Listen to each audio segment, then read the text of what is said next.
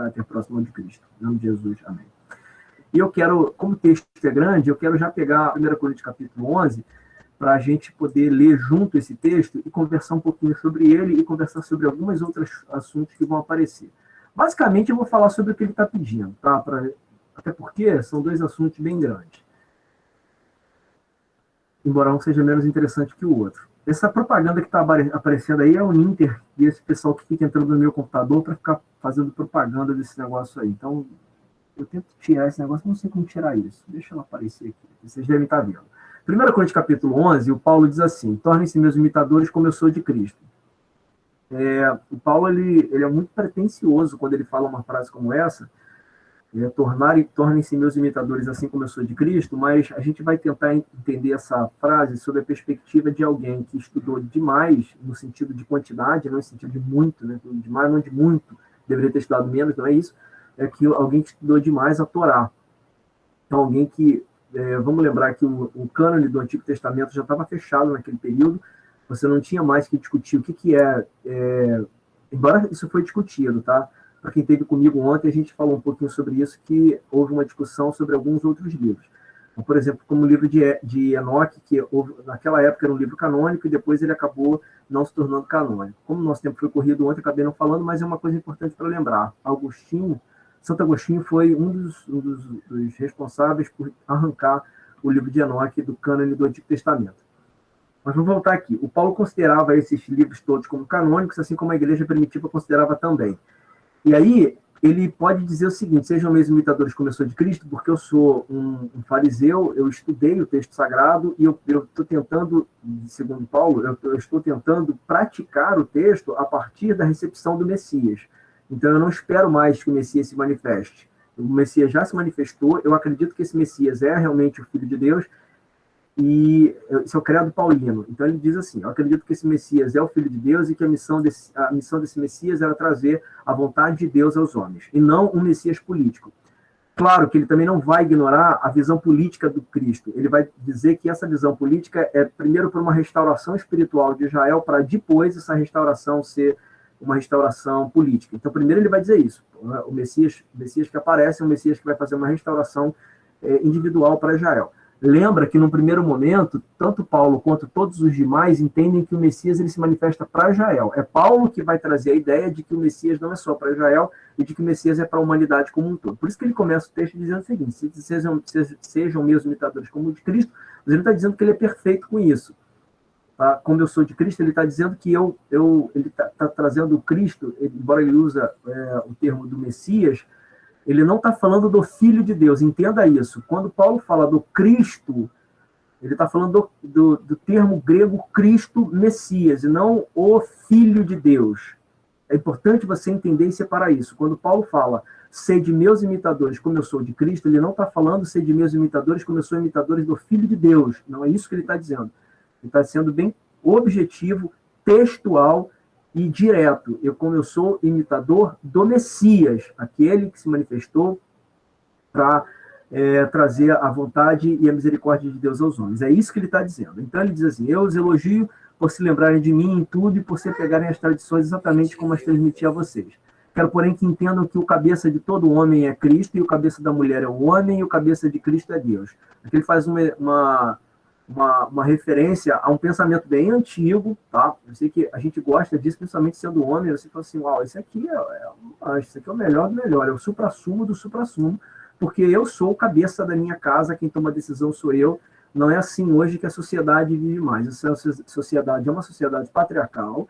O Paulo está trazendo um contexto de época, e a gente vai falar sobre esse contexto um pouco mais daqui a pouco, mas ele está trazendo um contexto de época, dizendo que Cristo é o cabeça da igreja, ok? Tudo bem, tá?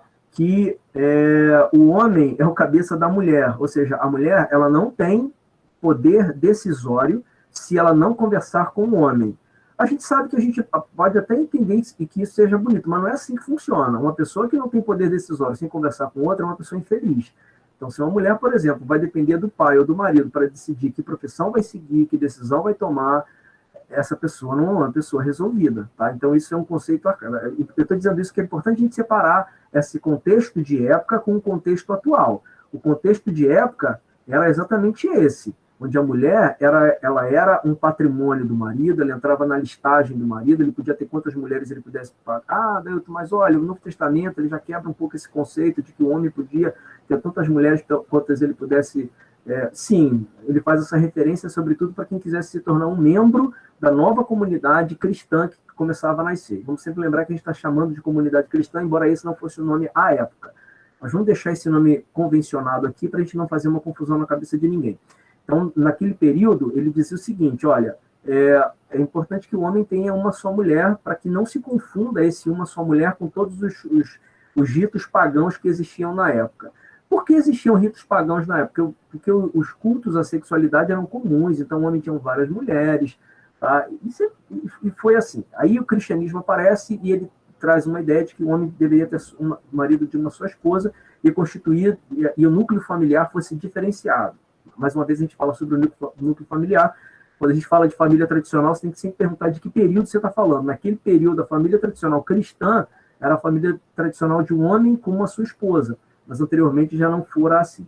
Aí o Paulo está dizendo isso, que o homem é a cabeça da mulher e o cabeça de Cristo é Deus. Tá? A gente entra também na discussão do que a gente falou um pouquinho, quem estava comigo ontem, a gente conversou um pouquinho sobre quem é Cristo. Você vê que nessa narrativa de Paulo, ele está falando mais uma vez como Cristo sendo enviado de Deus, e aí Cristo seria um mensageiro, e não exatamente o próprio Deus. Mas isso é uma discussão para um outro dia, e isso é uma questão doutrinária, a gente vai discutir isso em outro momento. Estou dizendo isso porque está escrito em 1 Coríntios, capítulo de número 11. Todo homem que ora ou profetiza com a cabeça coberta, todo homem que ora ou profetiza com a cabeça coberta, desonra a sua cabeça. E toda mulher que ora ou profetiza com a cabeça descoberta, desonra a sua cabeça, pois é como se tivesse sido rapada, ou raspada, dependendo do texto que você vai ler. Com isso, Paulo começa a trazer novamente, fazer menção novamente a um conceito bem regional, que é o homem ou a mulher que vai orar e vai naquela região, e ele precisa ter a sua cabeça coberta para que Deus seja honrado. O judeu até hoje, ele vai usar uma coisa chamada kippah, que é um pedaço de... Eu não vou dizer o que eu ia dizer, porque vou ofender os judeus se me ouvir em algum momento. Que é uma referência a Deus estar acima dele. Então ele cobre, né, um pedaço aqui da cabeça, e Deus está acima dele. E não pode entrar no templo, não pode falar com Deus, não pode se referir a Deus, não pode nenhuma dessas coisas. Tudo que se for referente a Deus, ele não pode fazer isso sem que a sua cabeça esteja devidamente coberta. É uma referência de que acima dele está Deus. É uma referência física isso. Para que haja uma lembrança... Uma lembrança, eu tenho dois aqui, eu não separei, eu podia ter separado para mostrar para vocês, mas eu não tenho dúvida de que vocês já viram isso, alguém andando com isso por aí. Não tenho dúvidas que você já viu, porque isso é muito comum, principalmente hoje. Então, é uma referência para que você traga isso à memória, a ideia é essa. E, sobretudo, naquele momento, naquela região, as mulheres que participavam, tinham dois tipos de mulheres, aquelas mulheres que eram mulheres, as prostitutas, aquelas que trocavam sexo por dinheiro, e tinha a prostituta cultual, né? Aquela que entrava no templo para fazer parte do culto, e ela também recebia pagamento por isso. Mas aí tinha mulher e tinha homem que tinham esse tipo de prática. E o Paulo aqui, ele começa a fazer uma divisão para dizer o seguinte, olha, quem for cristão não pode jamais participar desse tipo de culto mais, não pode. O judeu, objetivamente, nunca teve esse tipo de comportamento. E os cristãos, eles já foram nominados ou já foram acusados de ter. Durante a perseguição do ano 70, no primeiro século da era cristã, os cristãos foram acusados de praticar prostituição cultual. Eles se reuniam, como eles se reuniam sempre em cavernas, sempre em lugares escondidos, para que os outros judeus não os encontrassem, eles eram acusados de, naquele momento, estarem ali praticando o sexo cultual. Então, o Deus dos novos cristãos, ou da nova religião que estava aparecendo, ele admitia o sexo enquanto uma forma de culto para ele. Preste atenção no que eu estou te dizendo. O cristão não fazia isso. O cristão era acusado de fazer isso. Tá? Então, toda vez que eu quero mexer com moralidade, eu sempre vou falar de sexo. Isso é uma coisa que, toda vez que eu vou mexer com moralidade, eu vou falar de sexo.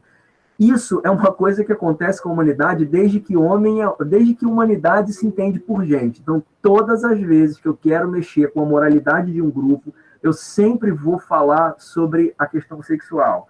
Vide o que a gente está enfrentando no mundo hoje, quando você pega discursos de determinados grupos e dizem que aquele grupo tem práticas sexuais nefastas. Você viu isso acontecendo no Brasil, você viu isso acontecendo nos Estados Unidos, você viu isso acontecendo na Alemanha, quando não necessariamente eu tenho provas de que isso venha a acontecer. Você viu isso acontecendo na Idade Média, quando a Igreja Católica, agora na posição de vilã, e não na Igreja Cristã, na posição de vilã e não na posição de vítima, faz a mesma coisa com a maçonaria, dizendo que a maçonaria pratica o sexo cultual. Então, o sexo foi criado por Deus, é algo belo, puro, limpo, não tem problema nenhum no sexo, tá? Desde que ele seja praticado de forma consensual, não pode ser uma coisa forçada. A gente tem algumas discussões disso dentro da lei do Antigo Testamento, mas desde que ele seja praticado de forma consensual, ele não vai ter nenhum problema. E, claro, dentro das condições e dos ambientes propícios a isso. Tá? Então não adianta fazer sexo consensual no meio da praça, porque não vai ser um negócio muito bonito e nem vai ser aceito pela sociedade. Mas o sexo sempre é uma coisa, é sempre um tabu. Falar sobre sexo é sempre um tabu. E o capítulo 11 de 1 Coríntios, ele vai fazer referência a isso em sublinhas, porque quando Paulo fala que a mulher não pode se apresentar diante de Deus, uma coisa é o homem, tá? Pensa no que eu estou te dizendo e tenta contextualizar isso. Pega essas informações que eu estou te dando e constrói na tua mente isso. Quando Paulo fala que o homem não pode orar diante de Deus sem a sua cabeça coberta, tá? Ele diz assim, todo homem que ora ou profetiza com a cabeça coberta desonra a sua cabeça. Então ele vai lá para o templo, ele tem que tirar. Então vamos lá, todo homem que ora ou profetiza com a cabeça coberta. Ele tem lá o quipá, ali eles não usavam o quipá, tá, gente? Mas eles iam profetizar, iam orar, ele não podia ter a sua cabeça coberta por nada. Isso é uma cultura que se arrastou durante muito tempo, ela foi embora, voltou durante muito tempo. Lembra da história de entrar na igreja com chapéu? É mais ou menos isso. Então, o homem ele não, isso aí não tem uma conotação sexual. Já a mulher, ela vai trazer uma conotação sexual a partir do versículo 5, ele vai falar sim de uma conotação sexual. 5 e 6, ele diz assim, toda mulher que ora e profetiza com a cabeça descoberta, que é o contrário, e desonra a sua cabeça, pois é como se tivesse rapado. Qual o problema de ter a cabeça raspada? Ele vai dizer, se a mulher não cobre a cabeça, deve também cortar o cabelo. Se, porém, é vergonhoso para a mulher ter o cabelo cortado ou rapado, ela deve cobrir a cabeça. Então, a mulher que era uma prostituta religiosa, ela tinha que, ou uma prostituta por dinheiro, o que quer que seja, ela tinha que ter a sua cabeça raspada para que houvesse uma referência. Só que isso é uma condição regional, tá? Isso não era uma condição de toda a região da Judéia, menos ainda, que ele não está falando da Judéia, que ele está falando daquela região de Corinto, né, que é uma região, daquela região semítica ali, que eu conversei já com vocês sobre isso.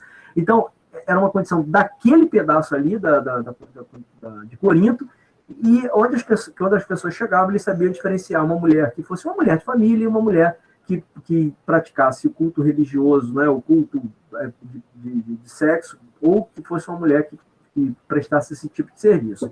Com isso, eu preciso dizer para você que constrói-se doutrinas em cima disso aí. Inevitavelmente, constroem-se doutrinas em cima disso. As doutrinas básicas da fé cristã, elas não passam por isso. Mas o grande problema está na ausência do versículo 1. No versículo 1, lembra do que Paulo fala? Sejam meus imitadores como eu sou do Cristo. Então, eu conheço o texto. Eu sei separar o que pode virar doutrina, o que pode ser doutrina, a partir daquilo que já foi estabelecido anteriormente. E o que só é um hábito regional. Esse é o grande problema. Quando você traz todo o texto e tenta entender que tudo que está na Bíblia, eu já fiz essa pergunta para vocês, a Bíblia, ou eu cumpro a Bíblia toda, ou eu não cumpro nada. É muito perigosa essa frase e até danosa quando eu penso numa coisa como essa, porque a Bíblia é um texto, né, um livro cheio de subtextos. Então, quando eu falo da Bíblia e trago o conceito de que eu tenho que obedecer tudo que está na Bíblia, eu esqueço a temporalidade e a regionalidade. O Paulo, quando ele está falando aqui, ele está falando do conceito de temporalidade, ele abrange os dois conceitos num texto só. O conceito de temporalidade e o conceito de regionalidade. Isso não pode ser esquecido quando eu vou tratar da hermenêutica. Por quê? Porque ele está doutrinando para um grupo específico. Ele está ensinando a um grupo específico. E esse contexto de 1 Coríntios capítulo 11 não pode ser retirado daí para formar nenhuma doutrina que venha a aparecer posteriormente. Me lembro quando eu tinha uns 8, 9, 10 anos, sei lá, a idade do meu filho, eu estava indo para a igreja com a minha mãe, e naquela época minha mãe deixou o cabelo comprido, né, grande, e hoje minha mãe tá mais velha, mas quando minha mãe era mais nova, o cabelo pesava um pouco mais. E aí tinha uma senhora que falou para ela que Deus tinha dito que ele não gostava daquele cabelo solto, comprido, essa coisa toda, depois do que minha mãe nunca mais soltou o cabelo. Eu não sei se ela acredita nisso até hoje ou se ela só acreditou na época. O fato é que ela também não quis mais fazê-lo. Não tem problema nenhum você deixar o seu cabelo solto a vida inteira. Existem pessoas que criam também dentro da sua cabeça um relacionamento imagético com Deus que eu sou incapaz de alcançar. Na minha cabeça, eu vou usar o termo imagético, que para mim isso é pura imaginação. De verdade, tá? Porque eu penso que Deus trabalha o caráter, trabalha a pessoa, trabalha um monte de coisas que não seja uma construção física. Vou dizer, então, o exemplo pelo qual eu passo e para mim fica dentro do campo do imagético, que é a condição daquela pessoa que diz o seguinte: eu tenho um relacionamento separado com Deus. Toda vez que eu mexo no meu cabelo, Deus faz alguma coisa comigo. Eu fico doente, eu fico, sei lá, gripado, gripada, eu fico, não sei, eu não posso mexer no meu cabelo porque Deus se ofende. Eu fico imaginando Deus, na sua eterna soberania, na sua eternidade, preocupado com o cabelo específico do fulano de tal que mora em Duque de Caxias. Sabe, o cara mora no Rio de Janeiro, Duque de Caxias, lá Deus está preocupado, de toda a eternidade ele está preocupado com o cabelo do fulano de tal. Isso me assusta profundamente, porque o quão pequeno Deus pode ser. Porque a partir do momento que eu pego o texto do Paulo, tiro ele da sua regionalidade, tiro ele da sua temporalidade e parto para criar uma doutrina a partir disso, eu posso justificar com a Bíblia qualquer outra coisa. A partir disso, eu volto à pergunta. Quando eu creio na Bíblia, ou eu creio nela toda, ou eu não creio em nada. Não, eu creio na Bíblia enquanto texto, enquanto literatura, enquanto história, e inclusive enquanto revelação da vontade, do amor e da misericórdia de Deus. No entanto, as suas regras, para que eu diga o seguinte, ou eu cumpro tudo ou eu não cumpro nada, eu tenho sem números de regras só no Antigo Testamento, antes mesmo de chegar em 1 Coríntios, que eu preciso ignorar.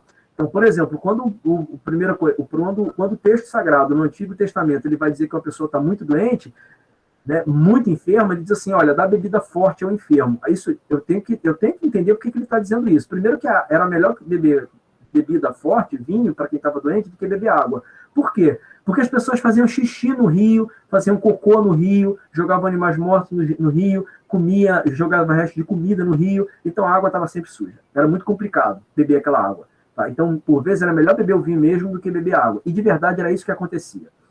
E um segundo motivo é que a pessoa estava tão doente e já ia morrer. Então é melhor dar vinho, pelo menos ela esquecer um pouco da dor, do que eu dar a água pura. O que não significa dizer que se alguém ficou doente na minha casa, então vou cumprir a Bíblia como um todo. Não bebe mais água, só bebe vinho agora. Não faz o menor sentido. Tá? Então isso é pegar um texto e ignorar o que Paulo fala no versículo 1. Sejam meus imitadores, assim como eu sou de Cristo. Eu começo a ignorar a concepção de que eu preciso entender o que o texto está dizendo antes de tentar cumpri-lo. Então, antes de tentar cumprir cegamente, eu volto ao ponto anterior a esse, que quando eu digo que o homem é o cabeça da casa. Claro que dentro de um lar deve haver harmonia, mas não há uma ditadura. O homem não vai dizer para a mulher o que ela tem que fazer da vida dela. Há uma harmonia ali dentro, há uma organização ali dentro. Quem é o chefe da casa, então? O chefe da casa é a harmonia, pelo menos eu espero que seja. O chefe da casa não é a mulher, o chefe da casa não é o homem, não é isso que Paulo está dizendo. O Paulo ele faz uma referência à temporalidade e àquele período, onde, novamente, a mulher, ela, inclusive, numa dívida, podia até ser vendida. E aí o Paulo continua dizendo o seguinte, o homem não deve cobrir a sua cabeça, visto que ele é a imagem e a glória de Deus, mas a mulher é a glória do homem. Então você percebe como a concepção patriarcal do homem e da mulher, vou voltar aqui a compartilhar com vocês, a concepção patriarcal da religião, vocês estão vendo aí o texto bíblico? Ou estão vendo a janela toda? Não, só o texto mesmo. Ah, então beleza. Estão vendo inclusive a propaganda do Big Brother agora, da Globoplay, né? Agora, curiosamente, do Big Brother dá para fechar, viu? O Google também não gosta do Big Brother. Quando aparecer aqui o... não dá para fechar. Você volta, ele vai voltar. Mas tudo bem. Então fechei a propaganda do Big Brother. Depois você volta nela lá para quem quiser assinar. Pois o homem, aí ele vai dizer o seguinte, o homem não deve cobrir a cabeça, visto que ele é imagem e glória Mas o homem é a imagem e a glória de Deus, mas a mulher é a glória do homem, e não a glória de Deus. Então havia uma distinção aqui. Deus criou o homem à sua imagem e semelhança, o homem, não a mulher.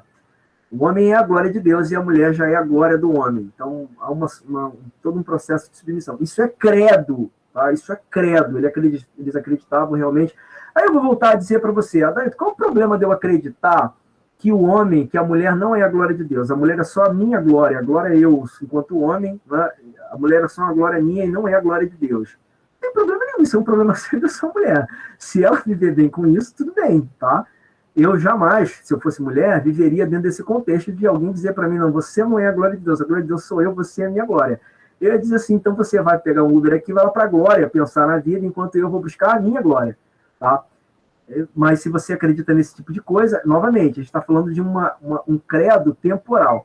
A Disney, recentemente, está colocando alguns filmes lá para você assistir, no Disney Plus, que eu assisto, são filmes bem antigos, né? E eu vejo separo lá para ver com eles, e pelo menos 2 que nós vimos, diz assim: esse filme traz concepções e tratamentos a grupos, raças e pessoas que eram errados na época e continuam sendo errados até hoje. Ao invés de editar o filme e retirarmos, nós deixamos para que você faça uma reflexão no momento. Perfeito. E aí você vai assistir o filme, você vê o que ele vai mostrar. Ele mostra a mulher como um objeto, né?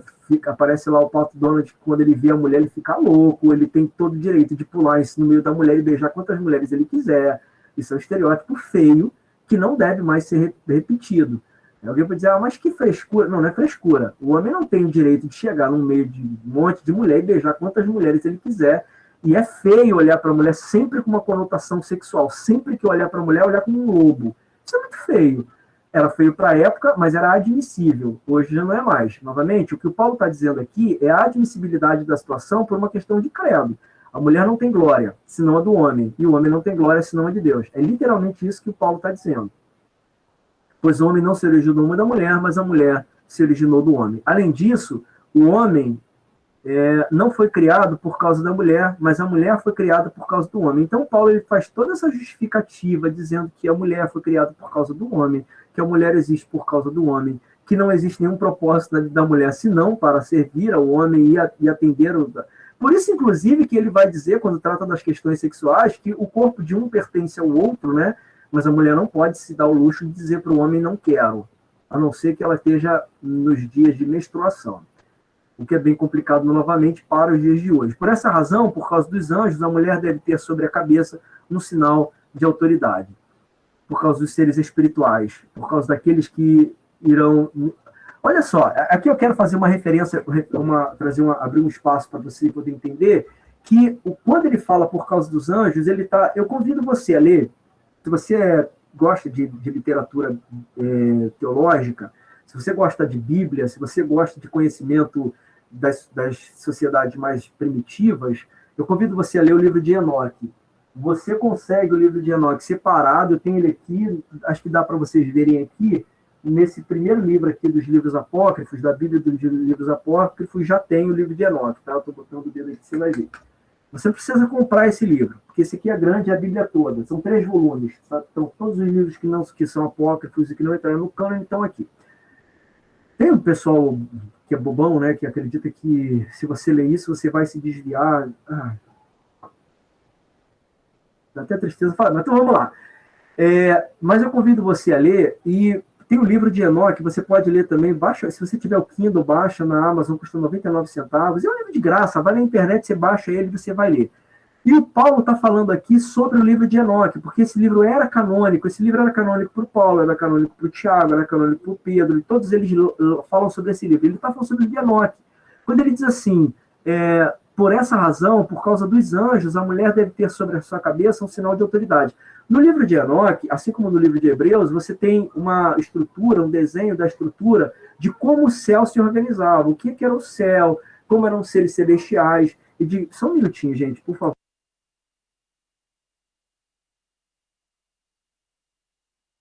De como eram os seres celestiais, de como eles se organizavam. Então, eu falei para vocês que eu estava mostrando, mas vocês estão vendo a Bíblia, ninguém viu o livro e todo mundo ficou em silêncio, tá? Agora que eu me lembrei. O livro é esse aqui. Eu disse que vocês estavam vendo, vocês não estavam. Esse é o livro. São os 3 volumes aqui, você precisa comprar esses 3. Então, vamos voltar. quando o Enoque fala sobre isso, ele faz uma descrição de como era o céu, de como era a região celestial, de como é a estrutura celestial. O problema é que tem uma grande discussão ali da pessoa do Deus Todo-Poderoso e tem seres que o questionam o tempo todo. Por que esse livro depois virou apócrifo? Porque Santo Agostinho, de Hipona, ele vai reclamar desse livro, vai dizer, não dá, porque esse livro questiona a supremacia de Deus. Ele vai brigar com esse livro, ele principalmente, né? E esse livro vai acabar sendo descanonizado, ele sai do cânone do Antigo Testamento. Mas o Paulo está falando isso aqui, que está escrito lá, que os anjos, eles são criaturas, nas suas muitas categorias, eles foram criados para servir os que hão de herdar a eternidade, eu e você. E por isso o anjo, quando fosse abençoar o homem sob a ordem de Deus, se ele encontrasse a mulher com a cabeça descoberta naquela região, e o Paulo aqui está sendo regional mesmo, quando o anjo fosse visitar, ele não a abençoaria. Então você percebe que havia não é uma confusão, mas minimamente uma percepção deles de que Deus era de que os seres celestiais e os seres materiais, eles conversavam muito entre si e com valores muito próximos. Com o andar da carruagem, com o cristianismo se estabelecendo com doutrinas mais balizadas e algumas até questionadas e caíram e acabaram se perdendo ao longo do tempo, ainda bem, esse conceito de que o anjo não vai te abençoar porque você está com a cabeça descoberta, cai por terra. Embora, na década de 80, o anjo não visitava ninguém que dormisse de calça comprida. Esse conceito, novamente, volta dizendo assim, se você vai dormir e não está dormindo de calça comprida, o anjo não vai te visitar e não vai te abençoar. E se você tem que tomar banho rápido, inclusive, ficar pensando nisso. Então, se toma banho, ninguém está falando, sempre falando, tá? Pois assim como a mulher proveio do homem, também o homem nasce da mulher, mas tudo provém de Deus. Julguem entre vocês mesmos, é apropriado uma mulher orar a Deus com sua cabeça descoberta? E ele vai dizer novamente, ora, não acredita no que eu estou falando não, faz um julgamento pessoal. Tá? É apropriado, julguem entre vocês mesmos, é apropriado uma mulher orar a Deus com a cabeça descoberta? Novamente Paulo vai fazer um julgamento regional e ele está escrevendo a igreja aos Coríntios. Quando a gente fala a igreja aos Coríntios, vamos lembrar sempre que essa primeira carta aos Coríntios era uma segunda carta aos Coríntios, na verdade. Porque houve uma primeira carta a que ele faz referência, ele já, como escrevi anteriormente a vocês, então Paulo, na primeira carta aos Coríntios, o Paulo diz que já havia escrito anteriormente. Então a primeira, na verdade, acaba sendo a segunda, e a segunda, e há uma referência também, uma quarta carta aos Coríntios que a gente acaba se perdendo. Então, a gente tem, em outras cartas do Paulo, dizendo que ele havia escrito aos Coríntios sobre assuntos que ele não trata na segunda. Então, a gente tem pelo menos 4 cartas escritas aos Coríntios. E aí, eu não sei se você está com caneta e papel na mão, mas vale a pena você dar uma anotada nisso, se você quiser anotar. Das 14 cartas que a gente... Cartas era uma coisa muito comum, tá? Que os apóstolos escreviam, que os bispos da igreja escreviam naquele primeiro momento.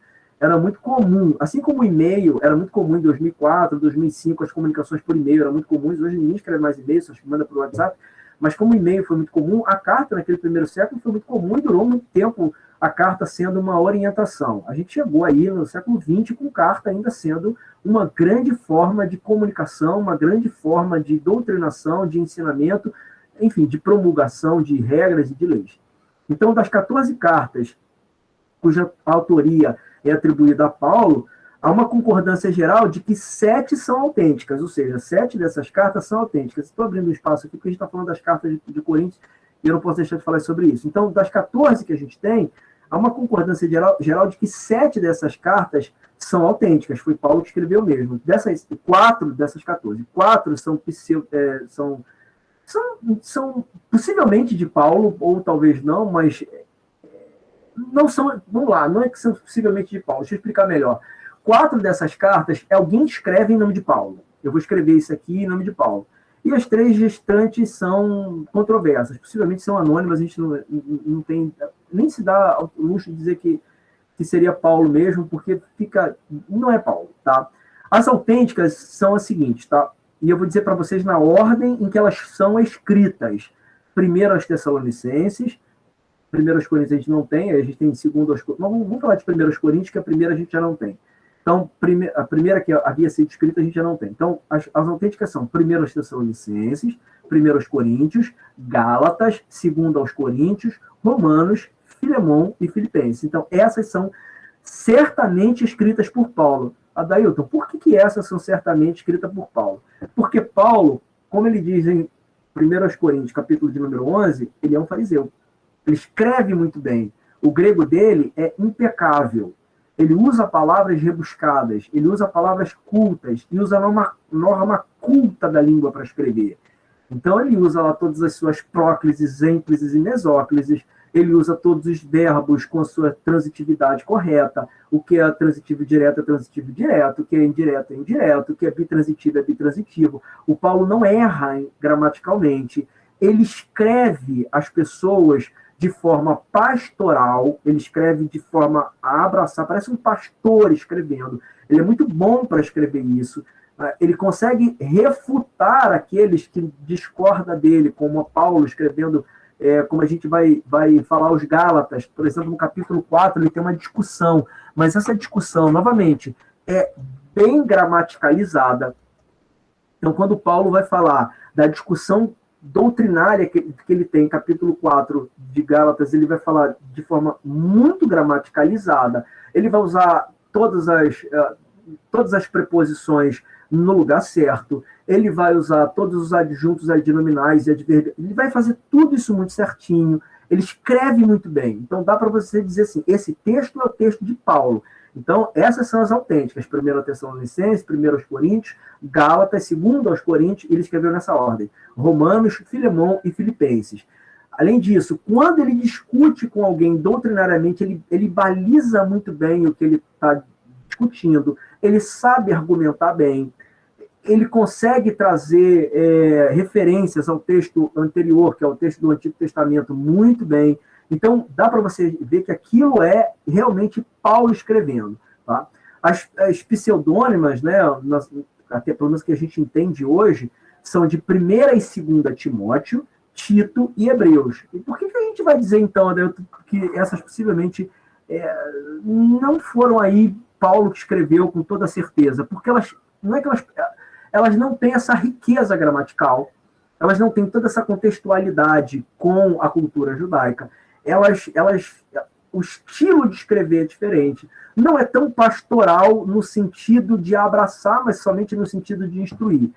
E aquelas que a gente diz que essa certamente não foi ele. Essa aí seguramente não dá, que é a 2 Tessalonicenses, por isso a gente tem uma grande discussão sobre arrebatamento, essa coisa toda. 2 Tessalonicenses, Colossenses, Efésios, principalmente a carta de Efésios. Elas apresentam, inclusive, questões gramaticais que você fala assim, isso aqui não é escrito por um erudito. Quando você pega um texto escrito por uma pessoa erudita, que tem um cabedal de leitura muito bom, que tem uma construção, e não é só a leitura, que constrói muitos textos, é diferente de alguém que não lê tanto e que não constrói tantos textos. Então, dá para a gente fazer essa grande diferenciação. E quando a gente vai falar de Paulo, no capítulo de número 11, você consegue ver que Paulo está defendendo doutrinas, mas, ao mesmo tempo, ele consegue trazer esse contexto da regionalidade, sem que com isso ele agrida quem for ler fora daquele contexto. O grande problema é realmente não conhecer o texto sagrado, como vocês podem ver. Então, o grande problema da Bíblia não é a Bíblia. O grande problema da maluquice que se faz em cima da Bíblia não é a Bíblia. É a falta de conhecimento. Eu fico muito temeroso quando as pessoas ficam dizendo, olha, hoje sobeja conhecimento e falta espiritualidade, eu fico muito temeroso quando, claro, que o excesso de conhecimento, sem que você tenha o filho em contato com o ser humano, eu não vou dizer o nome de ninguém aqui, porque eu não quero expor, por exemplo, pastores como Paul Washer, não quero dizer nomes, mas quando eu pego gente como essa, que coloca um grupo no inferno e um grupo no céu, isso é muita falta de sensibilidade para mim. Então eu não consigo, porque é de um grau de santidade tão inalcançável e de uma cobrança de um Deus tão irado que eu falo, esse Deus eu não quero.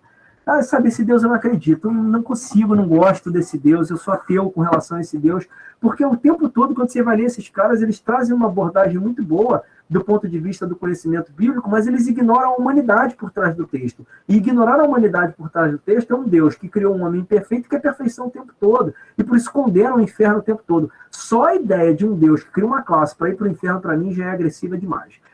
Entretanto, nisto, vamos voltar ao texto. Mas se alguém quiser fazer polêmica a esse respeito, nós não temos esse costume, nem a Igreja de Deus. Aí eu vou voltar. Vamos lá. Desculpa. desculpa, versículo 14. A própria natureza das... Não, versículo 13, tá? Julguem entre vocês mesmos. É apropriado uma mulher orar a Deus com a cabeça descoberta? Ele vai fazer uma referência... Novamente, ele está escrevendo... Entenda o que eu estou te dizendo, crente, por favor.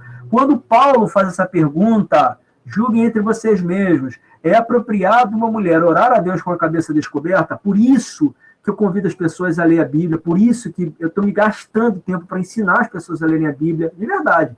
É para que quando alguém pega um texto como esse, fala assim, olha o que Paulo está falando com a gente. Não, criatura de Deus, ele não está falando com você, ele está falando com a igreja aos Coríntios, ele não está falando com a igreja dele do fundão, ele não está falando com a igreja do século XXI, ele está falando com aquela igreja. Julguem entre vocês mesmos. É apropriado uma mulher orar a Deus com a cabeça descoberta? Essa pergunta é para eles. Ela é regional e pontual. Ela é regional e temporal. Ela não é para agora. Não é para pensar isso agora. Porque esse questionamento não é o que está em vogue. Não é o que vai valer para a gente. A própria natureza das coisas não nos ensina que é uma desonra para o homem ter o cabelo comprido. Então, novamente, aí ele pensa sobre isso. Não é uma desonra para o homem ter o cabelo comprido? Pensa no que você está lendo aqui. Paulo está escrevendo para quem? Aos Coríntios. Existia alguma classe que Paulo foi confundido onde o homem pudesse ter o cabelo comprido? Você que lê a Bíblia. É uma pergunta, tá, gente? Paulo já fora confundido anteriormente com alguma classe de homens cujo cabelo sempre era comprido? É uma pergunta, gente. Vou chutar. Os essênios, não? Não, não eram os essênios. Eram os nazireus ou nazarenos, era o mesmo nome. Por quê? Porque esses homens, eles... E Paulo, quando foi julgado, eles disseram, esse cara está causando tumulto. Isso está no livro de Atos, esse cara está causando tumulto e ele é nazireu, ou é nazareno. Lá no texto que você vai trazer, como é um texto do Novo Testamento, vai trazer nazareno. Assim como Miriam, você vai ter a tradução, tá? Então, se a mãe de Jesus era Miriam e não era Miriam, porque a mãe de Jesus não era Miriam, não era Maria, aliás, era Miriam, o nome da mãe de Jesus era Miriam, não era Maria. Mas como eu tenho uma tradução para o grego do nome, aí vai virar Maria, mas ela não é judia, então o nome dela era Miriam, o nome da mãe de Jesus era esse. Mesma coisa da classe dos nazarenos, dos nazireus. Os nazareus, eles não passavam navalha na barba, não passavam navalha no cabelo, era tipo Daniel. Não passava navalha na barba, não passava navalha no cabelo, era um voto que eles tinham com Deus. Esses homens tinham um voto com Deus. Sansão era, por exemplo, um nazireu. Paulo foi julgado por ser um nazireu. Possivelmente o cabelo de Paulo nem era tão curto, porque ele é julgado e ele diz assim, eu não sou dos nazireus, eu sou daquele grupo que vocês chamam de caminho. Eu não sou nazireu. E aí no capítulo 11 de 1 Coríntios, ele diz assim, a própria natureza, versículo 15, ele diz assim, e que o cabelo comprido é glória para a mulher, pois o cabelo... Perdão, versículo 14. A própria natureza das coisas nos ensina que é uma desonra para o homem ter o cabelo comprido. Então, entenda que, dentro daquele contexto, você tinha classes que agradavam a Deus exatamente por ter o cabelo comprido. E o Paulo está dizendo aqui que é uma desonra. Então, a Bíblia está doutrinando duas coisas diferentes, está se contradizendo? Não. É porque o Paulo está dizendo que, para aquele grupo, para aquele pessoal, isso era complicado e não havia um conceito de admissibilidade para aquele grupo específico. Mas isso não quer dizer que para outros grupos isso significasse a mesma coisa. Então, novamente, quando eu vou ler a Bíblia, eu não posso partir com a ideia infantil, ingênua, de que ou vale tudo ou não vale nada. Não é assim, filho, que vai funcionar. É muita ignorância dizer uma coisa como essa, porque há um desconhecimento real de que algumas coisas são bem descontextualizadas. Porque se isso é uma desonra, então Sansão nada fez na sua vida inteira senão desonrar a Deus, e assim como todos os nazireus que apareceram, vamos lembrar que Paulo também foi confundido com ele, tá bom? E não é à toa que Jesus tinha cabelos compridos e olhos serenos, tá, gente? E o cabelo comprido é agora para a mulher, pois o cabelo comprido lhe foi dado como um manto para a igreja aos Coríntios. Mas se alguém quiser fazer polêmica a esse respeito, nós não temos esse costume nem as igrejas de Deus. Então, se você quer fazer polêmica, quer discutir sobre isso, o Paulo está dizendo, eu não vou nem perder meu tempo com você, porque isso a mim não vai importar. Em primeiro lugar, ouça que quando vocês se reúnem, aí ele vai falar de uma outra coisa que a gente não vai ter tempo de falar aqui, mas ele vai falar, a gente está encerrando, mas ele vai falar sobre duas coisas, algumas outras coisas que são importantes e que, novamente, eu acho que peca o comentarista por não falar. Em primeiro lugar, ouça que quando vocês se reúnem como igreja, divisões entre vocês, e até certo ponto eu creio no que eu estou... Então, alguém já havia escrito para... Não tinha telefone, não tinha e-mail, não tinha WhatsApp, não tinha celular, não tinha nada. Como é que eu comunico? Através de carta. e o Paulo recebera uma carta anterior dizendo que havia divisões no meio da igreja. Alguém foi lá, escreveu uma carta e falou. E o Paulo diz assim: eu ouço que quando vocês se reúnem como igreja, há divisões entre vocês, até certo ponto, creio, e aí ele vai falar sobre uma série de divisões. Então, em outro momento a gente vai falar sobre essas divisões, porque nem dentro da nova religião que nascia havia consenso, mas a gente não vai falar sobre isso agora. Pois é necessário que haja divergência entre vocês, para que sejam conhecidos quais de vocês são aprovados. Quando vocês se reúnem, não é para comer a ceia do Senhor. E aí ele vai entrar num conceito que aqui eu acho muito interessante, que é o conceito da ceia do Senhor. Havia, naquela época, o conceito da ceia do Senhor e o conceito da festa do amor. Havia essas duas reuniões, tá?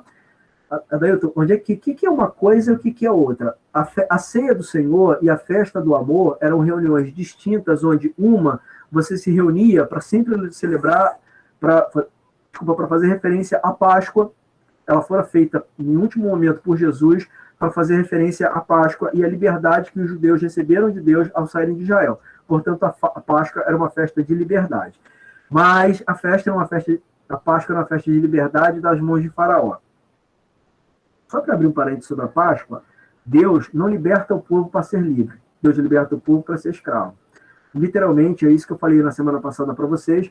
O Deus, ele diz o seguinte para Moisés: deixa que meu povo seja livre para Faraó. Deixa que meu povo seja livre de Faraó para que me seja escravo no deserto. O texto é avod, que é literalmente isso. Que o campo semântico, embora seja vasto, amplo, né, que significa trabalhar para mim. Ou seja, você foi livre para servir a Deus. Eu sou livre para ser escravo. Mas essa servidão é uma servidão para o amor.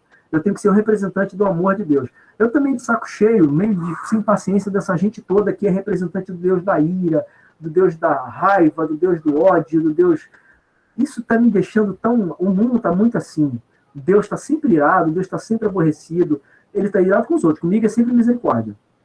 Toda vez que Deus olha para mim é sempre misericórdia, mas para o outro é sempre a ira e sempre a raiva.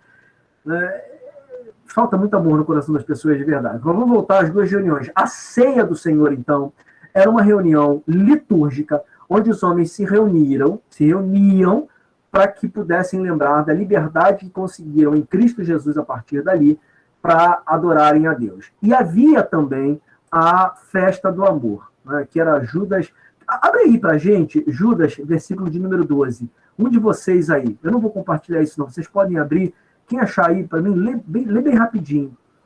É a festa da fraternidade, a festa do amor, e essa festa ela sumiu, ela acabou. Para você ver que a igreja, a religião que nascia, era uma coisa tão pequena que você conseguia reunir todo mundo, pelo menos em pequenas comunidades, para que houvesse a festa do amor, ou a festa da fraternidade, a festa da comunhão, o que era diferente da ceia. Depois elas se juntaram, e aí a festa, o Paulo vai acabar com ela.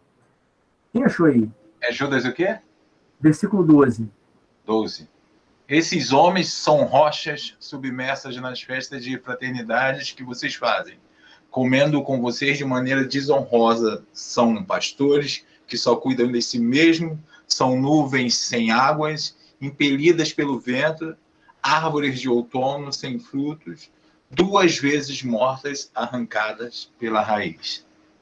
Então, o que você tem aí é o texto de Judas dizendo o seguinte: olha, esses homens aí, eles estão envolvidos com vocês nas suas festas de fraternidade. O que são as festas de fraternidade? Eram literalmente festas do amor. A festa do amor era uma reunião que a igreja fazia, a gente não tem ideia da periodicidade com a qual ela acontecia, mas pelo menos no primeiro século da era cristã, a gente tem uma ideia de que acontecia todos os domingos, ou todas as vezes que a igreja se reunia para comer. Então todo mundo trazia só comida, punha sobre a mesa, e ali você tinha um grande almoço fraternal, uma grande reunião fraternal, onde todo mundo comia e todo mundo bebia. E aí eles juntaram isso com a ceia e começaram a fazer uma grande festa de confraternização. A ideia era familiar, era trazer um conceito de família. E a igreja junta isso com a ceia. Então, eram 2 festas que são juntadas numa só. A ceia era uma coisa que já existia por conta da comemoração da Páscoa, e você tem a festa da fraternidade, que é uma coisa nova, e aí todo mundo começa a comer junto. Então, as pessoas se reuniam ali e comiam todas juntas. Essa é a ideia da festa da fraternidade, trazer uma ideia de irmandade. Por isso que eu sempre aconselho vocês, quando forem comer, comam juntos, né? Senta com a sua família, come em frente à televisão, não, que senão tudo bem. A gente está vendo um programa lá, quer ver todo mundo junto. Bom, faz isso uma vez ou outra. Agora, tenta criar o hábito de todo mundo sentar à mesa e desligar a televisão para voltar essa festa da fraternidade para dentro da tua casa. Dito isso, a gente volta para o ponto que o Paulo vai fazer referência aqui, e ele diz o seguinte: essa festa da fraternidade que vocês fazem, em 1 Coríntios, capítulo, que a gente está lendo disso, versículo 20 e 21, que ele entra, ele vai dizer o seguinte: quando você se reúne, não é para comer a ceia do Senhor, porque cada um começou a própria ceia. Ele vai falar sobre a festa da fraternidade, ele vai dizer o seguinte, ó, isso está virando um problema, porque quando vocês se reúnem, vocês não se reúnem para comer a ceia do Senhor. Cada um come aquilo que trouxe, tá? E enquanto um acaba ficando com fome, porque não trouxe muita coisa, então vai ficar com fome, o outro fica bêbado. Então, os caras estavam ficando bêbados no culto, viu? Então, o problema não é beber, o problema é você ficar bêbado na igreja. Deve ser, eu fico imaginando como deve ser embaraçoso para alguém ficar bêbado no culto. Deve ser embaraçoso o cara ficar bêbado na ceia, a ponto de alguém ter que tirá-lo dali, sei lá. E aí o Paulo está dizendo isso: enquanto um come demais, o outro fica bêbado. Isso não pode. Será que vocês não têm casa onde comer e beber? Quer comer demais? Come em casa, cara. Quer beber feito um beberrão? Bebe em casa. Ou desprezam que a igreja de Deus e humilham os que nada têm. Que lhes direi? Eu os elogiarei por isso? Não vou elogiar. Então vocês têm fartura. O que o Paulo está dizendo? Vocês têm fartura, vocês têm muita comida, vocês têm muita bebida, vocês são bem aquinhoados. Mas eu vou elogiar vocês por isso? Não, porque vocês estão usando o recurso de vocês de modo a acabar com 2 grandes eventos da igreja. Vocês estão acabando com a festa do amor e estão acabando com a ceia ao mesmo tempo. Então, Paulo faz uma referência de que a ceia é algo consagrado, que o homem... Aí ele vai fazer todo um texto da ceia, a gente não vai ler esse texto da ceia. Mas o Paulo vai fazer uma referência de que a ceia é um memorial, uma referência de que você vai ser salvo, de que você vai encontrar com o Pai, de que a misericórdia de Deus está sobre você, de que o amor de Deus está sobre você, de que você precisa ser abraçado por esse amor. Então a ceia é uma coisa litúrgica. Ela tem a sua liturgia. Paulo, como um bom fariseu, que faz referência no versículo 1, ele vai trazer a ideia de que a ceia é algo litúrgico e que precisa obedecer a essa liturgia. Ela tem que acontecer dentro dessa liturgia. Já a festa da fraternidade é uma festa familiar e ela deve acontecer dentro desse aspecto familiar.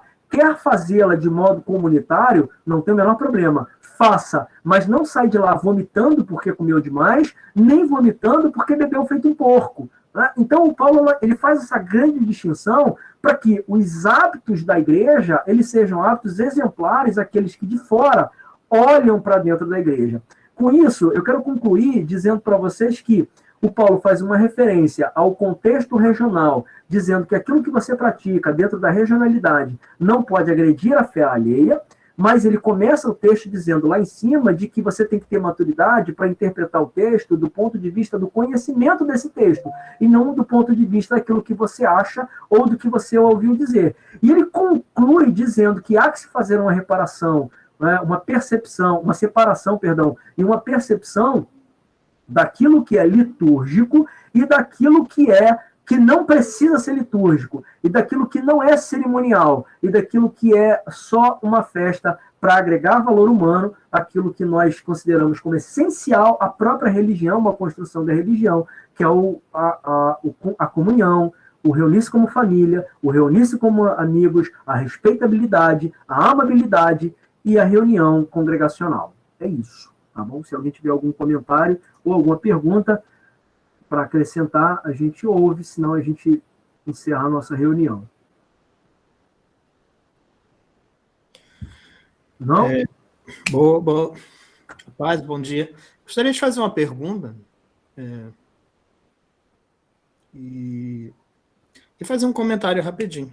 Eu conheço um casal, para você ver, né? No século XXI. Conheço um casal bem próximo, são cristãos e tal, mas que adotam o ensinamento da igreja, da qual eles participam, adotam essa percepção de costumes como sendo uma doutrina para ser seguida, entendeu? A mulher não pode ensinar, a mulher... Enfim, todo esse conceito desse costume da antiga, mas que é adotado dentro de uma literalidade. Você vê como é que são as coisas no século XXI. Eu gostaria de te fazer uma pergunta. daquilo que você colocou até sobre o livro de Enoque, que está lá em Gênesis, no capítulo 6, versos 1 a 4, que é sobre aquela questão, já que você colocou que para a igreja do primeiro século, enfim, para né, da concepção judaica e tal, o livro de Enoque era um livro aceito, né? Aceito como inspirado, enfim, canônico. E lá tem aquela questão, né, dos filhos de Deus e das filhas dos homens, né? Tem uma linha teológica que diz que essa concepção de que houve de fato um cruzamento ali entre mulheres humanas e anjos de outra natureza, uma natureza espiritual, né? E depois isso foi com não aceitação mais desse livro, apesar de todos os, digamos assim, escritores do Novo Testamento ratificarem esse livro em termos, usando como Judas, Pedro, Paulo, enfim, usarem referências desse texto ratificando, essa linha não é aceita, né? Mas hoje, né? Dos filhos de Deus com as filhas dos homens, como sendo uma miscigenação ali de humanidade com angelicalidade, né? Isso não seria possível, essa mistura. O que é que você traz sobre isso? Isso é aceitável? Se isso tem alguma centralidade? Enfim, é uma coisa meio polêmica, mas é interessante. Quanto por isso que Paulo toca nessa questão do anjo, eu acho que é fazendo referência ao livro de Enoque e é fazendo também referência a essa condição da angelicalidade, né? Vamos lá. Ontem eu conversei um pouco com o pessoal sobre isso, mas o nosso tempo é sempre muito curto, né? Esses são debates longos, mas só para a gente poder entrar nesse mérito, para eles isso era muito importante. Jesus, o humano, ele acreditava, pelo menos vamos lá, é sempre dizer isso, é difícil falar isso sem ofender a fé de ninguém, né? Mas Jesus, ele faz referências a questões que são realmente questionáveis do ponto de vista humano. Vamos lembrar o seguinte, gente, a gente tem a ideia de que a religião, a religião cristã, ela aconteceu da seguinte forma: um dia Deus estava lá na sua sapiência eterna, detentor de todo conhecimento, e falou o seguinte: eu vou criar a humanidade e vou dar para eles um caminho de salvação. Pronto, criei a humanidade, dei para eles um caminho de salvação, aqui está o texto bíblico, eu vou narrar para eles, eu vou revelar para alguém, eu vou inspirar alguém a escrever, e esse livro vai chegar para eles, e aí pronto, está tudo construído. A gente pensa que é assim.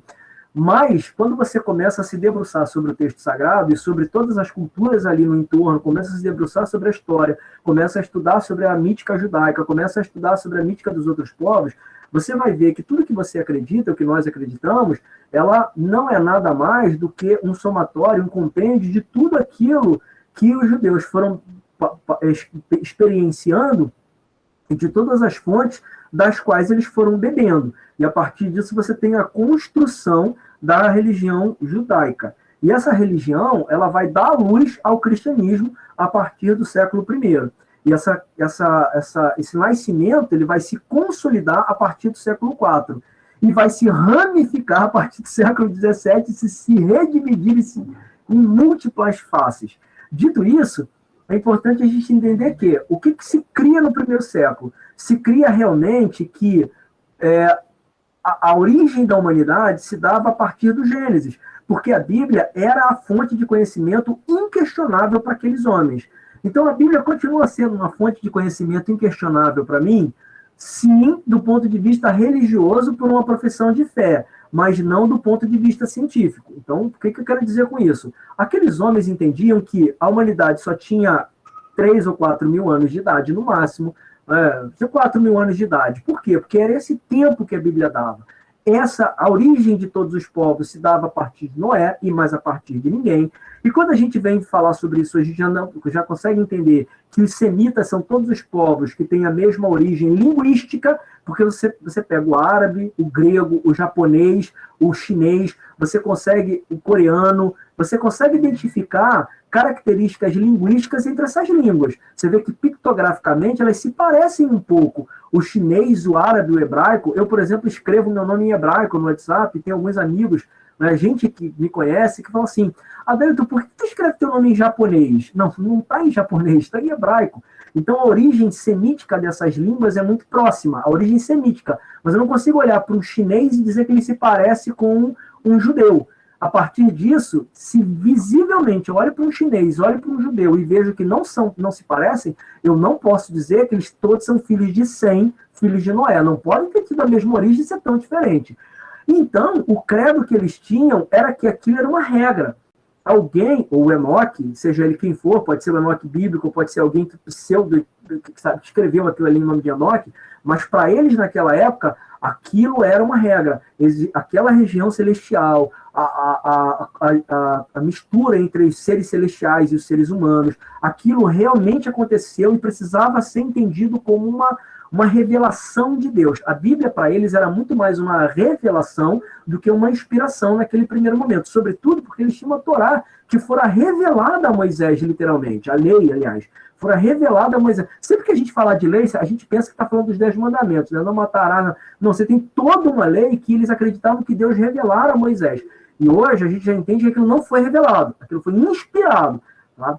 Doutor, mas eu prefiro acreditar que ele subiu no monte e Deus foi revelando no ouvido dele e ele foi escrevendo. Tudo bem, isso é uma concepção tua. Eu estou falando do ponto de vista epistemológico, da ciência, da construção do conhecimento. Não pode ter sido assim. Tá? Então, quando eu olho para o livro de Enoque, eu vou ver esse livro como uma regra do ponto de vista deles. Quando você chega no século IV, o Agostinho vai dizer o seguinte, não tem como isso aqui ser real, isso precisa ser uma fábula. Santo Agostinho vai dizer isso, que é um pai da igreja cristã. Você pode ler o livro de Agostinho, alguns dos livros dele, Confissões é o mais famoso, que ele vai falar da própria vida. Mas os outros livros de Agostinho você vai encontrar de graça, você pode ler. E ele vai dizer o seguinte, isso não pode ser, porque tem que ser uma fábula, porque seres celestiais não tem como se relacionar com seres humanos, com seres naturais.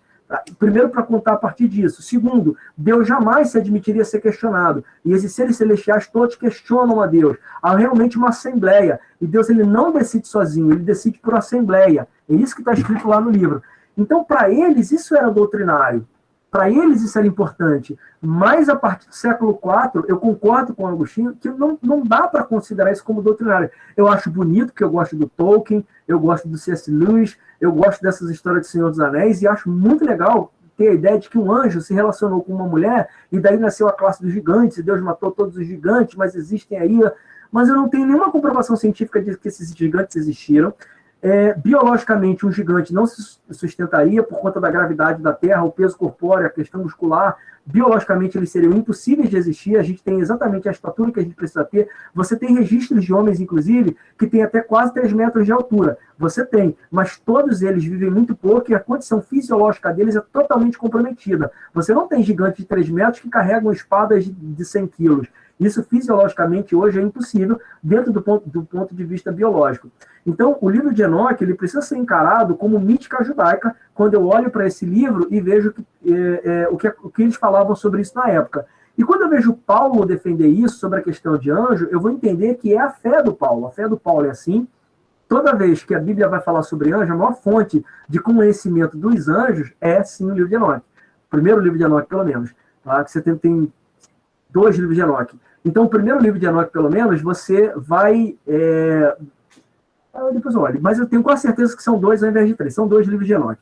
Tá? Então, esse livro, ele serve como fonte, sim, para eu poder entender o que eles entendiam pela estrutura angelical, como os anjos se organizavam, que tipo de poder os anjos tinham. Mas vamos lembrar sempre que quando a gente olha para o Antigo Testamento, eles entendiam os anjos como seres quase Deus, semideuses, eles olhavam sempre isso. Lembra que Daniel já tinha todo um conhecimento, Daniel era um homem estudado, mas quando ele vê um anjo, ele entende como um semideus. Tá? Então, a própria concepção de ver um anjo é uma questão credular. Eu preciso entender que vi um anjo por uma questão credular. O que me deixa bastante espantado, porque eu sempre falo isso. O Daniel, por exemplo, vê um anjo e ele desfalece. Tamanha é a glória daquele ser. E você vai na igreja, esse pessoal vê anjo comendo batata Ruffles e tem um anjo ali, ó. Não acontece nada. Não faz o menor sentido na minha cabeça, porque se um personagem bíblico que tinha todo um conhecimento, vê um anjo, desfalece, o outro, sabe, continua ali como se tivesse, sabe, tipo o Michael Jackson vendo pipoca assistindo trilha, comendo pipoca assistindo trilha, não faz sentido isso. Então, isso é só para poder mostrar para vocês que toda essa visagem que essas pessoas têm, essas visões que essas pessoas têm, são tanto questionáveis. Para mim, são mais construções de cabeça do que fato. Mas sim, quando eu olho para o livro de Enoque, eu preciso entender que isso faz parte da mítica judaica. Era o que os judeus acreditavam. E eu não posso ter esse livro como um livro canônico hoje, porque ele realmente conflitaria com o Satanás, por exemplo.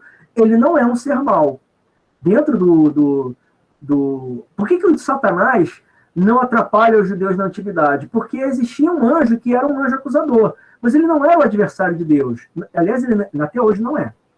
Ele não era o adversário da igreja, ele era adversário de Deus. Quem é que traz esse conceito? A Assíria. A Assíria que diz que tem um ser celestial todo-poderoso, que é adversário do ser todo-bondoso, que é o Pai eterno, o Pai das luzes, em quem não há mudança, sobre a variação. Inclusive, esse texto acaba sendo importado.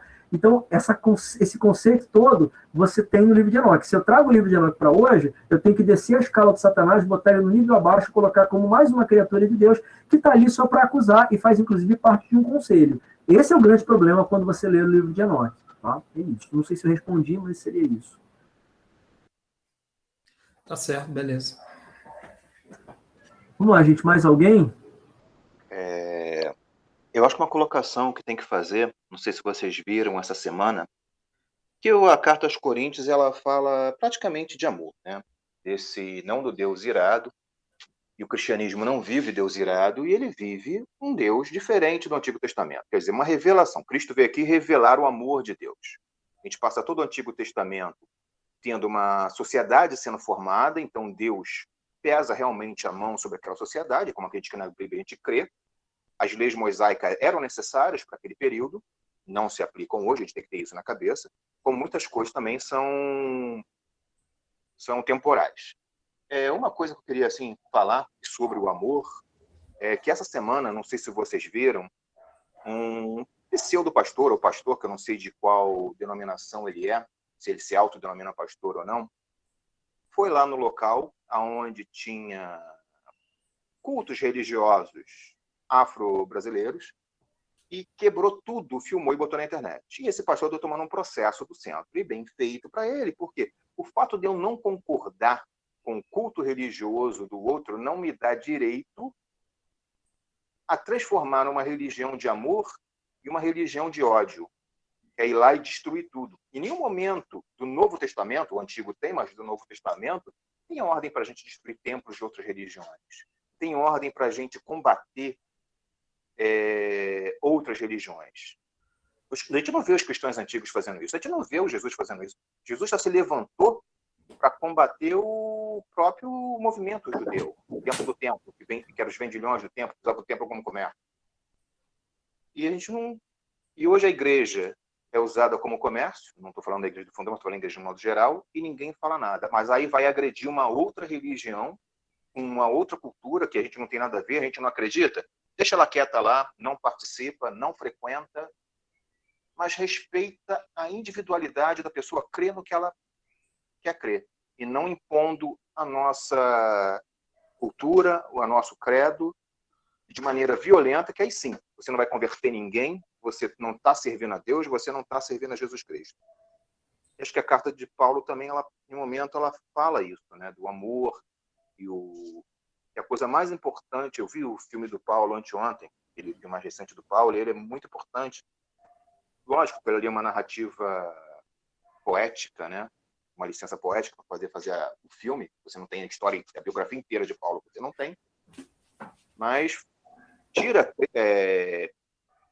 falas das cartas paulinas, ele usa ali no contexto, ele conversando e tal, e você vê que é um homem que ele tinha uma visão de Deus de uma certa forma, e quando ele encontra a visão de Deus através de Cristo, ele muda completamente. Então, a importância de Paulo dentro do cristianismo é essa. A gente vê o Deus de uma forma com amor tão extremo que você passa a ser escravo desse Deus por amor. Mas só que você não pode obrigar as pessoas a seguir aquilo. Como o Ayrton falou, existem igrejas que ainda mantêm o véu. Se as pessoas se sentem bem lá dessa forma, amém, fiquem lá, que frequentem lá. Mas também essas pessoas não podem demonizar as outras coisas. Lógico que a gente tem que ter um certo... Ninguém vai fazer um culto de fio dental, né? Vai ficar uma coisa super esquisita. Mas aderir à cultura. Pô, na África você quase não vai ver, os homens aderiram, tá? Mas as mulheres sempre com aquelas roupas coloridas, turbantes, tal, coisa que aqui seriam, falando pejorativamente, coisas de macumba. E lá é normal na igreja estar vestido daquela forma. Porque é a África. Os homens lá já aderiram ao terno.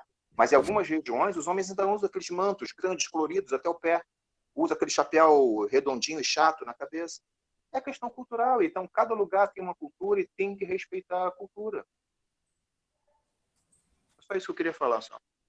Eu gostaria de colocar só um pouquinho de tempero aí no que o Darley falou, essa questão os 3 grandes segmentos de religião monoteísta, cristianismo, judaísmo e lá o islamismo, né? Tem sempre essa questão muito forte do proselitismo, né?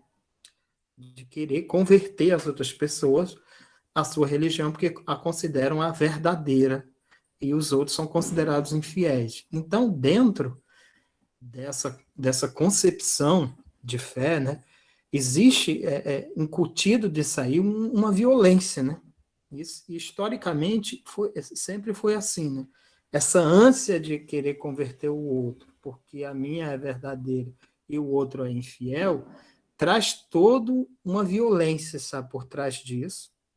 E isso é muito forte dentro dessas 3 ramificações monoteístas, né? Que creem na concepção do Deus único. Né? Isso não é de hoje. Jesus já acusava esse comportamento nos próprios judeus, dizendo que eles rodavam o mundo para fazer um prosélito e o tornava 2 vezes filhos do inferno. Né? Então, essa concepção dentro do cristianismo ainda é muito forte. Né? As cruzadas na Idade Média, enfim, todo o conflito também com os muçulmanos, é sempre essa ânsia de fazer prosélitos, né? De fazer convertidos. E nessa ânsia de fazer convertidos, vai se atropelando tudo, né?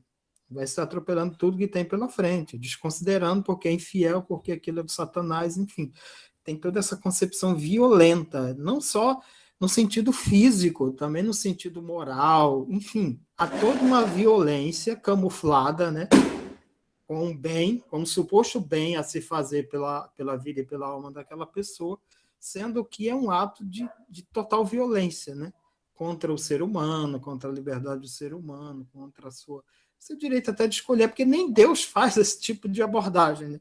Nem o próprio Deus aborda dessa forma, sendo todo poderoso, ele poderia converter todo mundo num passo de mágica, mas ele respeita a autonomia, a liberdade humana, o que as religiões, né?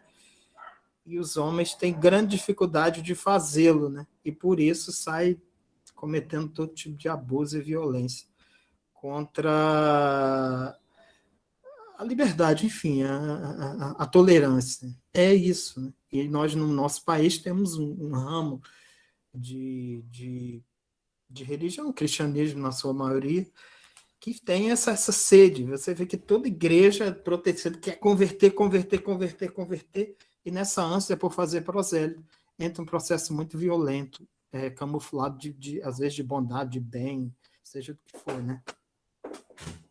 E traz no bojo preconceito, discriminação. Enfim, é uma coisa complexa, mas tá dentro disso aí. Até condenar pessoas ao inferno, enfim, porque são os infiéis, né? A mesma abordagem lá dos muçulmanos, os infiéis têm que morrer.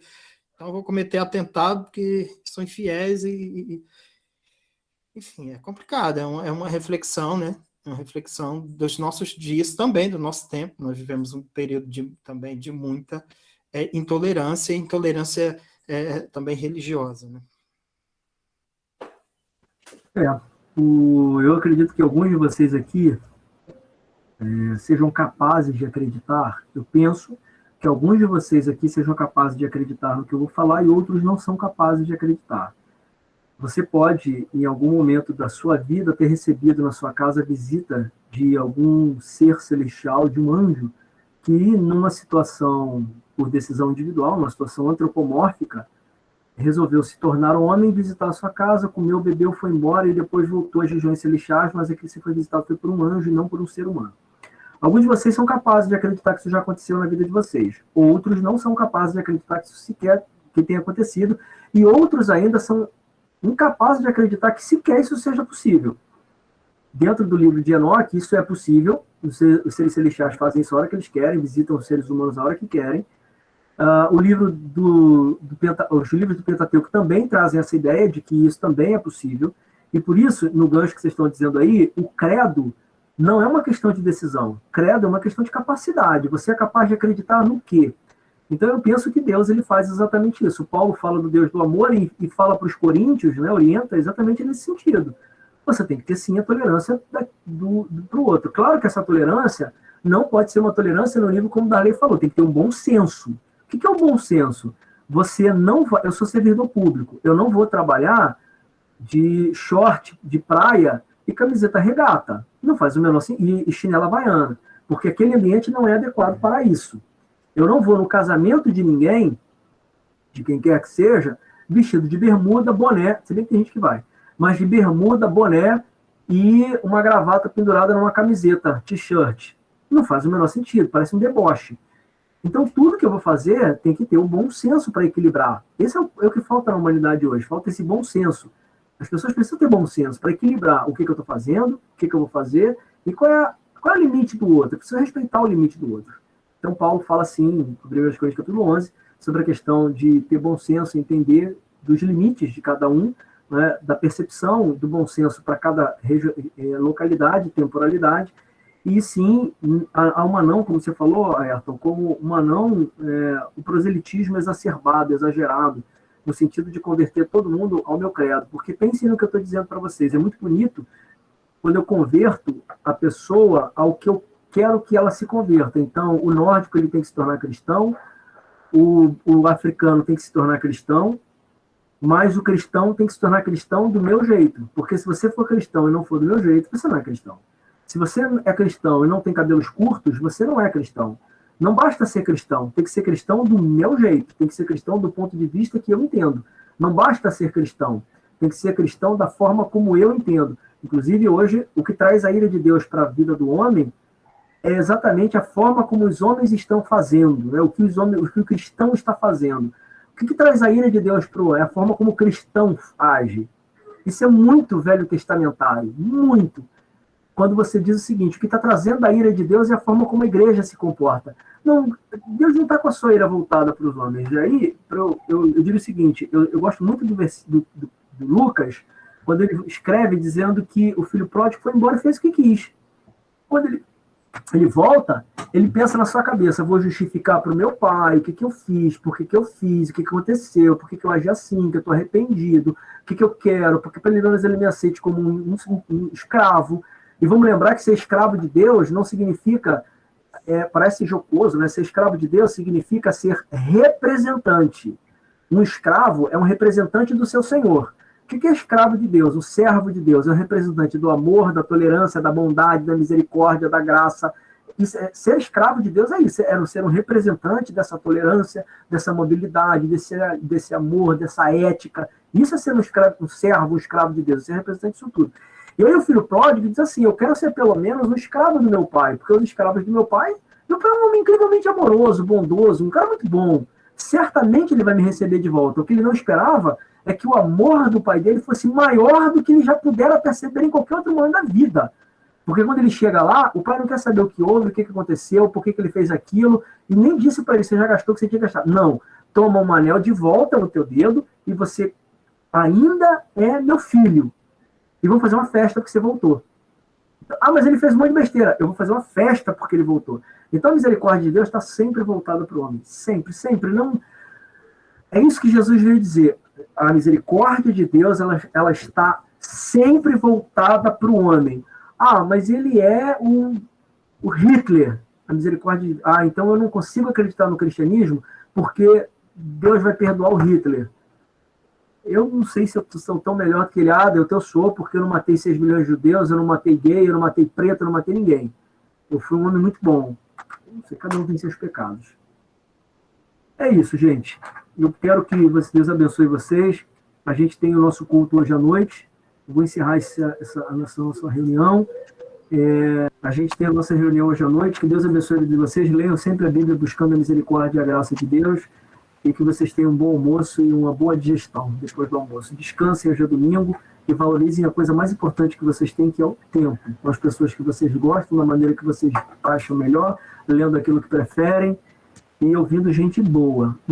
Não perde tempo ouvindo groselha nem besteira. Cuidado com o que você faz para não se intoxicar. Claro que a gente não tem esse filtro ligado o tempo todo e às vezes a gente vai sair, mas vale a pena a gente ponderar de vez em quando e viver para o bem. Vivam para o bem e para o amor, que é a melhor coisa que a gente faz. É isso. Tá bom? Tchau, tchau. Calma, gente. Deixa eu orar para o Senhor. Esqueci de falar. Obrigado pela tua misericórdia e graça. Lembra-nos da tua paz em nome de Jesus. Amém.